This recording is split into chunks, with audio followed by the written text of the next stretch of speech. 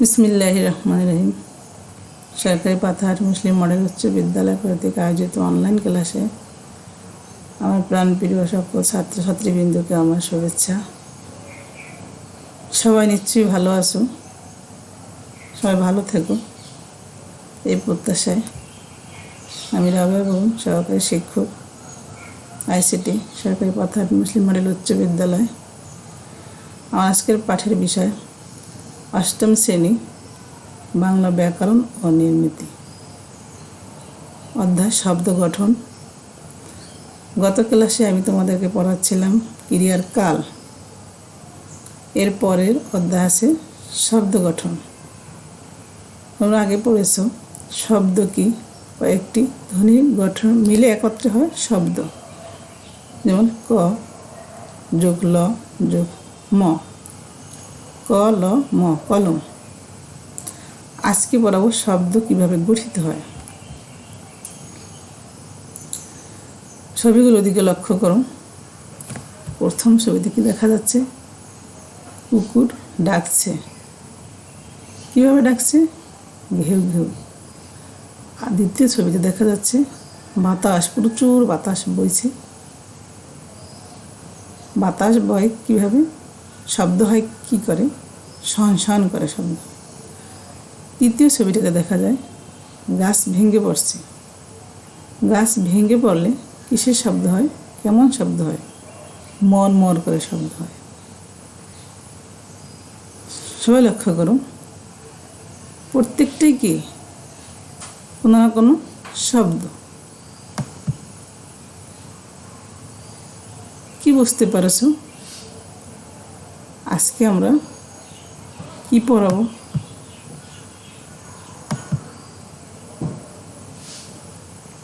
দেখো, কুকুরের ডাক বোঝাতে ঘেউ ঘেউ বোঝায়, বাতাসের তীব্রতার অনুভব বোঝাতে শন শন বোঝায়, আবার গাছ ভেঙে পড়ার শব্দকে মর্মর বোঝাচ্ছে।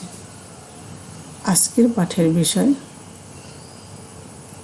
ধনাত্মক শব্দ। প্রিয় শিক্ষার্থীরা, ধনাত্মক শব্দ কি আমরা এখন জানব। এই পাঠ শেষে তোমরা জানতে পারবে ধনাত্মক শব্দ ও অনুকার শব্দ কাকে বলে, তা বলতে পারবে। বিভিন্ন প্রকার ধনাত্মক ও অনুকার শব্দ চিহ্নিত করতে পারবে। ধনাত্মক শব্দ, সবাই লক্ষ্য করো, কোনো কিছু স্বাভাবিক বা কাল্পনিক অনুকৃতি বিশিষ্ট শব্দের রূপকে ধনাত্মক শব্দ বলে। যেমন একটু আগে তোমাদের দেখাচ্ছি যে কুকুর ডাকছে। কুকুরের ডাককে আমরা এক কথা একটা ধনাত্মক শব্দ বলি ঘেউ ঘেউ। ঘেউ ঘেউ আলাদা কোনো শব্দ নয়, এর কোনো অর্থ হয় না। মর মর আলাদা কোনো অর্থ হয় না। যখন আমরা একে বাক্যের মাঝে ব্যবহার করি তখন তার একটা বাক্যকে সম্পূর্ণ অর্থ প্রদান করে। তাহলে ধনাত্মক শব্দটা কি? কোনো কিছু স্বাভাবিক বা কাল্পনিক অনুকৃতি বিশিষ্ট শব্দের রূপকে ধনাত্মক শব্দ বলে। ধনাত্মক শব্দ কিভাবে গঠিত হয় সবাই লক্ষ্য করো। কতগুলো শব্দের মিলিত রূপ হচ্ছে ধনাত্মক শব্দ। 2, সম্মিলিত ধ্বনিগুলো কানে শোনা ধ্বনির অনুকরণের সৃষ্টি। 3, এগুলো মানুষের নানা সূক্ষ্ম অনুভূতির প্রতীক। 4, বাংলা ভাষায় ধনাত্মক শব্দের নিজস্ব কোনো অর্থ নেই, তবে এগুলো বাক্যে ব্যবহৃত হয়ে বাক্যের অর্থকে বিশেষ তাৎপর্যপূর্ণ করে তোলে।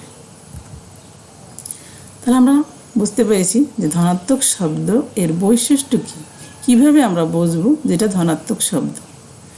কতগুলো শব্দের মিলিত রূপ, কতগুলো ধ্বনির সব মিলিত রূপ যেটা অনুকরণের সৃষ্টি, আবার এটি সূক্ষ্ম অনুভূতির প্রতীক।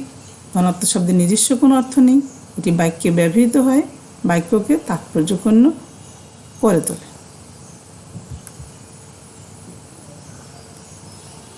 মানুষের ধ্বনির অনুকরণের সৃষ্টি ধনাত্মক শব্দ। এখানে ধনাত্মক শব্দগুলো অনেকভাবে গঠিত হয়। 1 নম্বর হচ্ছে মানুষের ধ্বনির অনুকরণে সৃষ্ট ধনাত্মক শব্দ। রয়েছে মানুষের, লক্ষ্য করো একটা কি বাবু বা ছোট ছেলে, তার মানুষ, সে কী করছে, সে কাঁদে। কীভাবে কাঁদে? ভেউ ভেউ। যদি আমি আলাদা বলি ভেউ ভেউ, সেটার কোনো অর্থ নেই। ছেলেটি ভেউ ভেউ করে কান্না শুরু করলো, তখন আমরা বুঝতে পেরেছি ছেলেটা কান্না করছে। দ্বিতীয় ছবিটিতে দেখা যায় একটি লোক কাশি দিচ্ছে। কাশি দেয় কীভাবে? সবাই লক্ষ্য করুন, লোকটি খক খক করে কাশছে। তাহলে খক খক আর ভেউ ভেউ কিসের অনুকরণের ধনাত্মক শব্দ? মানুষের ধ্বনির অনুকরণের শ্রেষ্ঠ ধনাত্মক শব্দ। অনুরূপভাবে এটাও মানুষের শ্রেষ্ঠ অনুকরণের ধনাত্মক শব্দ। হি হি, টেটা, গুনগুন। সবাই লক্ষ্য করো, হি হি হাসা অর্থে, হাসি কীভাবে? হি হি করে হেসে দেয়। টেটা কথা বলা অর্থে, টেটা করে কথা বলতেই থাকে। গুনগুন গান গাওয়া অর্থে মানুষের ধ্বনির অনুকৃতি বিশিষ্ট ধনাত্মক শব্দ ব্যবহৃত হয়।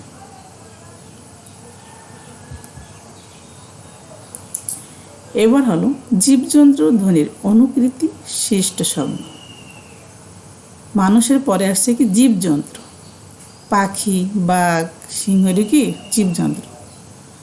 তাহলে দেখো পাখি প্রথম ছবিতে বসন্তে কোকিল কুহু কুহু রবে মুখরিত করে। বসন্ত যখন আসে তখন পাখি কী করে? কুহু কুহু করে ডাকে এবং সবাইকে মুখরিত করে তোলে। কোকিলের ডাক শুনতে খুব ভালোই লাগে। তাহলে এখানে ধনাত্মক শব্দটা কি? কুহু কুহু। দ্বিতীয় নম্বর ছবিটি দেখছে বাঘটি রাগে গড় গড় করছে। গড় গড় ধনাত্মক শব্দ।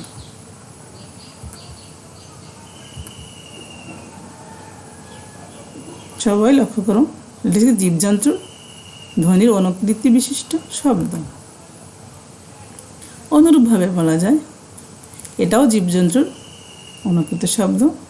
মিউ মিউ বিড়ালে ডাক অর্থে, ঘেউ ঘেউ কুকুরের ডাক অর্থে, কা কা কাকের ডাক অর্থে।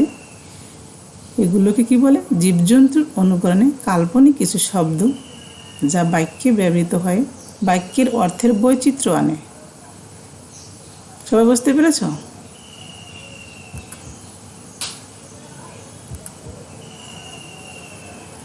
এবার আমি তোমাদের কিছু ছবি দেখাবো। ছবিগুলোর সাথে তোমরা মিল করে নেবে, এটি কিসের ছবি, এটি কিসের শব্দ। সবাই লক্ষ্য করো, প্রথম ছবিতে আসছে অনেকগুলো লোক কী করছে? ধান কাটতেছে। এই ছবিটা দেখা যাচ্ছে যে গাছ ভেঙে পড়েছে। এই ছবিটা দেখা যাচ্ছে প্রচুর পানি, পানির ভিতরে যদি নৌকা চলে তখন কেমন হয়? তো শব্দের সৃষ্টি হয়। আমরা যদি বৃষ্টি পড়ে তখন শব্দ হয়।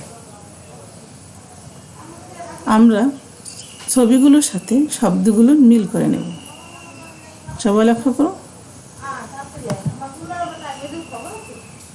ছবিগুলো গুড় গুড় করে ডাকে কিসে? মেঘে গুড় গুড় করে শব্দ করে। তারপরে দেখো মরমর কিসের শব্দ? গাছ ভেঙে পড়ার শব্দ। ঘস ঘস ঘস ঘস করে কি করে? ধান কাটলে শব্দ হয় ঘস ঘস করে। তারপর সে ঝমঝম ঝমঝম করে কি করে? বৃষ্টি যখন পড়ে তখন শব্দ হয় ঝমঝম করে। বেশি কল কল, পানিতে যখন চলে তখন শব্দ হয় কিসে? কল কল করে। ধন্যবাদ। এখন আমরা দেখব কিভাবে এই শব্দগুলোর সৃষ্টি হয়। বস্তুর ধ্বনির অনুকরণে সৃষ্ট এ ধরনের শব্দকে বস্তুর অনুকৃত বিশিষ্ট ধনাত্মক শব্দ বলে।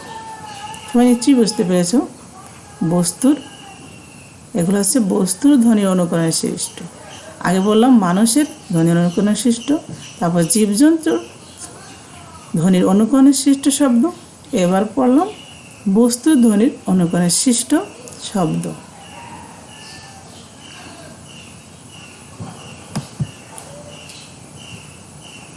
অনুভূতির কাল্পনিক ধ্বনির অনুকৃতি। এবার আছে কি অনুভূতি। 4 নম্বর আছে অনুভূতি কাল্পনিক ধ্বনির অনুকৃতি সৃষ্ট।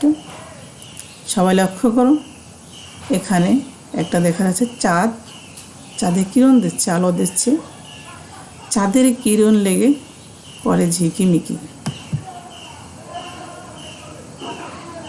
ঝিকিমিকি কি অনুভূতি। 2 নম্বর ছবিতে দেখা যাচ্ছে একটি কার্টুন, তার প্রচুর ক্ষুধা লাগছে। ক্ষুধা লাগলে আমাদের কেমন লাগে? পেট চোচো করছে, ক্ষুধায় পেট চোচো করে। এটা কি অনুভূতি বোঝা যাচ্ছে,